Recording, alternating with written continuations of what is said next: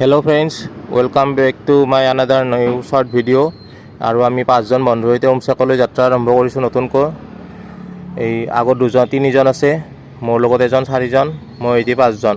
আৰু এই উমচাকলৈ যোৱাৰ ৰাস্তাটো এইটো আপোনালোকক অলপমান দেখুৱাবলৈ চেষ্টা কৰিছোঁ এইফালে। আৰু আকাশ পূৰা ফৰকাল কৰি আছে, বৰষুণ দিয়াৰ একো সম্ভাৱনা নাই। আৰু এটা কথা আপোনালোক চাবচোন যে আপোনালোকে যিমান ভিতৰলৈ যাই থাকে গাঁৱৰ মেইন ৰাস্তাৰ পৰা, হাইৱেৰ পৰা, গোটেই চাৰিওফালে গছ গছনি বা সেউজীয়া পৰিৱেশ, কিছুমান মনোৰহা দৃশ্য আৰু পূৰা ফ্ৰেছ বতাহ আহি থাকে দিয়ক। তাৰ পৰা এনেকুৱাকৈ যিমান গাঁৱৰ ভিতৰত যাব সিমানে ঠাইবিলাক চাই আপোনাৰ ভাল লাগিব।